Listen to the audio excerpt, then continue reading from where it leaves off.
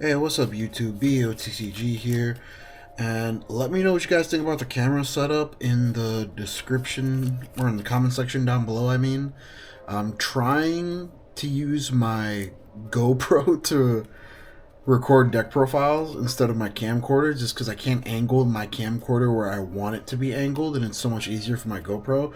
So yeah, let me know if you like this new setup or not, if it makes any difference to you. But yeah, don't forget to like, comment, subscribe, and let's go ahead and get on to the profile. So this one's going to be slightly harder to profile than the Orphis list that that I played, just because there's really not much you can do with Orphis, but there's kind of like a few different techie avenues you can do with Eugene, and I don't think most of them are wrong. Like if you've played the Eugene deck before, then you probably already know like what the deck does and how to like maneuver it, and it's just kind of like card choice kind of goes up to personal preference.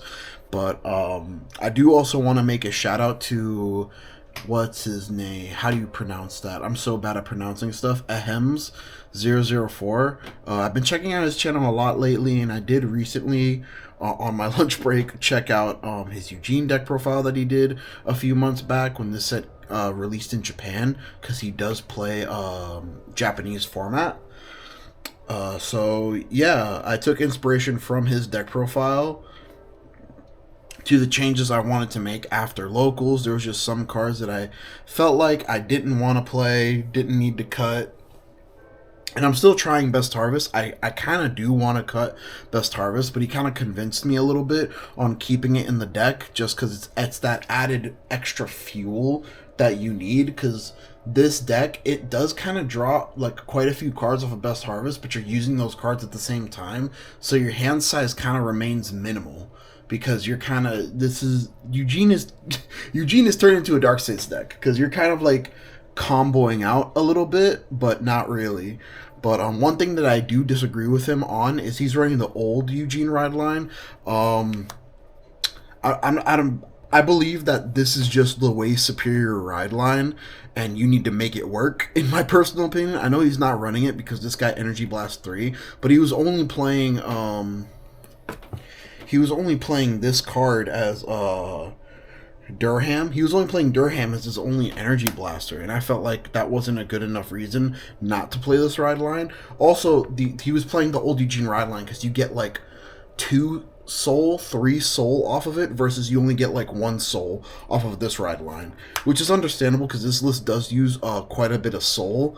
But it's kind of like one of those things that you just kind of have to manage, in my personal opinion. At least like as I keep playing this deck. Well, there's so many decks that I want to play this format, I'm not sure if I'll keep playing this deck, besides like I'll whip it out once in a while. But yeah, there's just so many like great decks that got support this format, but of course I had to go to my favorites first. But yeah, let's get into the deck profile. We are using the new ride line. The new ride line is subjectively better than the old ride line, in my opinion, so that's why we are running that over the ride line. Persona Ride, maxing out on Persona Ride. Persona Ride's a must, in my personal opinion, just because the way that this deck wants to multi-attack out, you really do need that 10k buff to the front row. I think the most attacks I got while I was playing at locals, shoutouts to Versus Games, by the way, that's where I played this deck, in the Oviedo Mall, was 6 attacks. That was the maximum amount of attacks I got, was 6 attacks. And then 4 copies of Best Harvest. Again, I kind of do want to take Best Harvest out. I low-key want to take it out for Shenri's, just because Shenri feeds soul and Shenri draws me cards, and I can use this in the beginning stages of the game, instead of I have to kind of just play Texas Hold'em with Best Harvest, which most people, if you... Ideally, this deck actually wants to go second. I was making the mistake at locals of going first all day, because I thought like, oh, going first is good, you want to go first. But this deck actually thrives way more going second, because you get to react to your opponent's first turn 3 board, versus your opponent is just going to basically play Texas Hold'em and react to you. Well, he's going to retire, so I'm just not going to retire. I'm not going to give him anything to retire. So that was kind of like my mistake. And maybe that's why I felt like Best Harvest wasn't as good as it could have been. But going on into our grade 2s, 4 copies of Durham.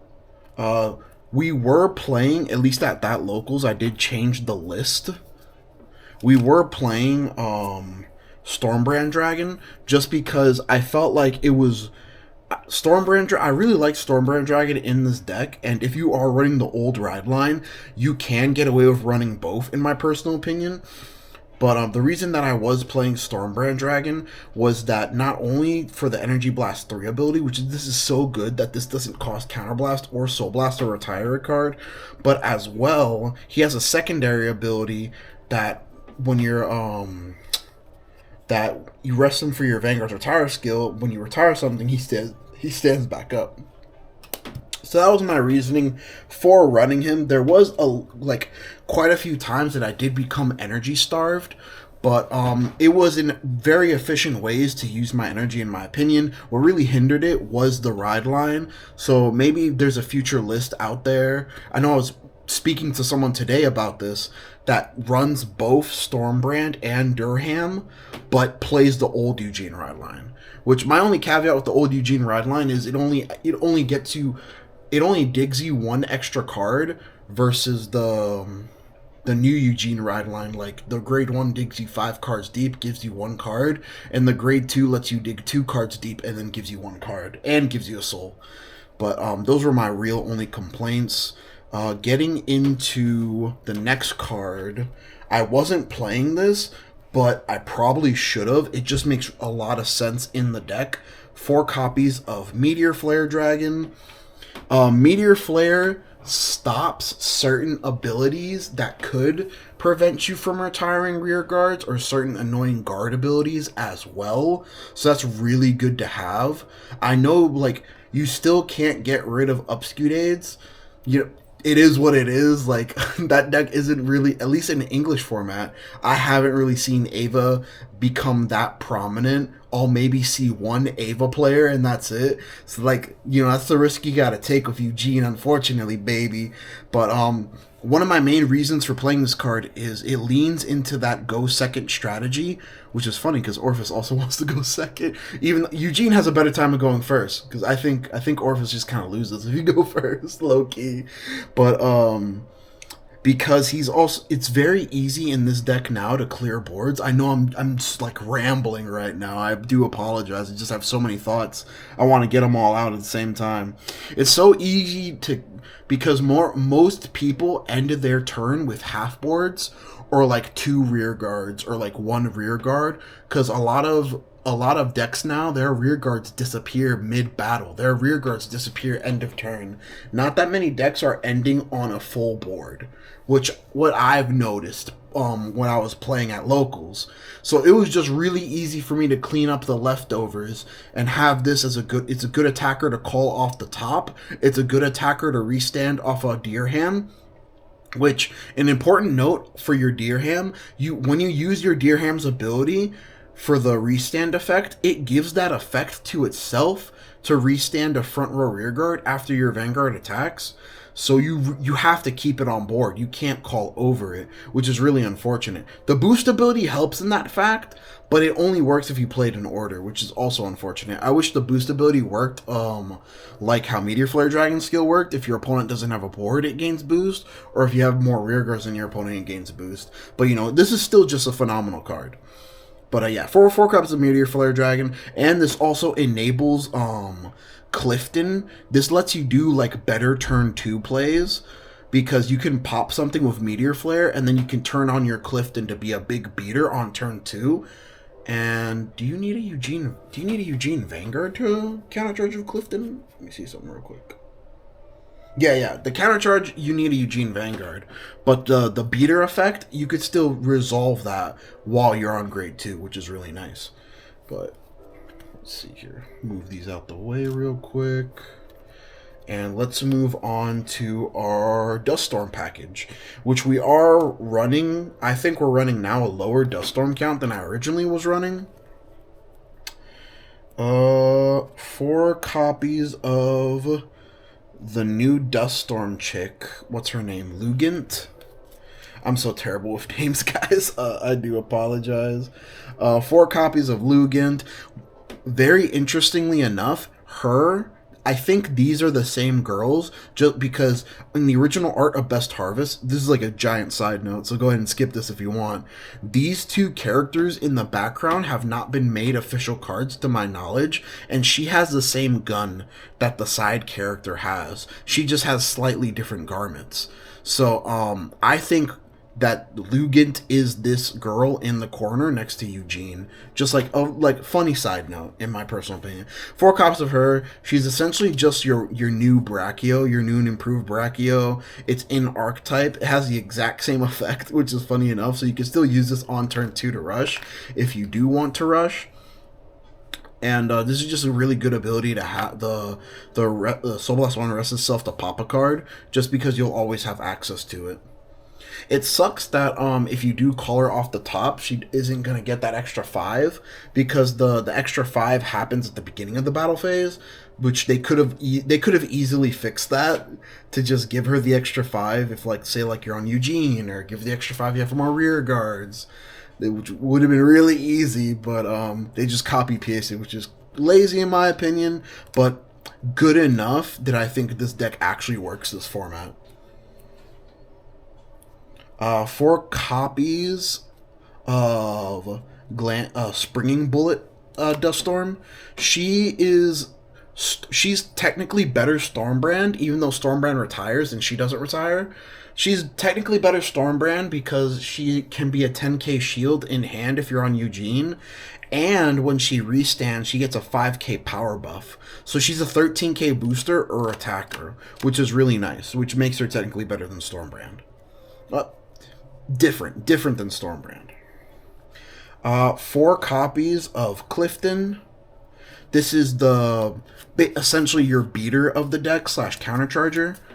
He's gonna, when he attacks or boosts, he gets 2k for every one of your opponent's open rearguard circles. So this is what I was talking about, is you can pop something with a Meteor Flare, call a Clifton. Clifton can swing by itself with 18, and you can make another column of Meteor Flare, or swing Meteor Flare, Vanguard, Clifton, so you have a 10k column, a 15k column on your Vanguard, and an 18k column rearguard, which is really good if you're going first. Or you could just set these guys up to have a 28k column on your first turn 2. So you're gonna be swinging 15 with your Vanguard and 28 with your rear guard without triggers. It's a really good way to force damage in the early. And then 3 copies of Oswald. Oswald, honestly, I've had such like a love-hate relationship with this card for so long, because this is what initially allowed us to multi-attack. It was like the worst way too, because your opponent had to be on grade 3, your opponent had to have no field, which was really hard at the time for Eugene. Like the fact that the new Eugene gets rid of an entire column helps the deck out so much, because once you get rid of an entire column, everyone's ending on half boards. Once you kill a column, you usually have to kill only 1 or 2 rear guards after that. You don't have to kill a full field every turn, which makes Oswald, honestly, super free to pull off in this deck. Super free to pull off in this deck. And with him, the Duststorm count is 6, 10, 14, 18 Duststorms. I think 18 Duststorms is completely fine. I don't think you have to like mid-max on the Duststorms. You do have a chance of whiffing, but funny enough, I think I was running like 4 more Duststorms, like 23 Duststorms or something like that, while I was playing at locals, and I think I did whiff like once or twice off of that top 5, because top 5 really isn't that consistent. I wish it was top 7. Maybe top 7 would have been too good. I'm not sure. But yeah, that's for the main deck. Let's go on into Perfect Guards and Triggers. 4 copies of your Twin Buckler, 1 of the Elementaria. I'm favoring this Elementaria over the other Elementaria because this kind of gets around given triple drive abilities, which there are a few decks in the format that actually give triple drive instead of +1 drive. So that's kind of like more relevant than the crest, because right now the only relevant decks that have crests are the Stride deck sets, which this will always be live against the Stride deck sets, in my personal opinion. 4 regular heals, 4 regular crits, 4 into soul crits, 3 effect draws. We switched the the fronts for draws because I was drawing a lot of cards, but I wasn't keeping like such a great hand size, and this deck is like kind of piece reliant / combo heavy, so you just kind of want to draw more pieces. Like this helps you when you're not drawing as much off of Best Harvest as you want, and that's kind of like another reason why we're playing the yellow overtrigger. We're playing the yellow overtrigger just because this is more draw. This is board wipe at the same time. This actually synergizes with Eugene so well, because if you check this first, first off, you get to draw cards. Second off, you wipe their board, and then that immediately procs Oswald. So this actually has like hidden tech synergies with the Eugene deck. But yeah, this was a little bit longer of a profile than what I normally do, guys. Let me know what you thought about it down below in the comment section. Don't forget to like, comment, and subscribe. Again, I am trying to figure out the lighting here. I know there's some slight glares. Again, still trying to figure it out, see what works, what doesn't work. And later, see y'all for the Orphis profile.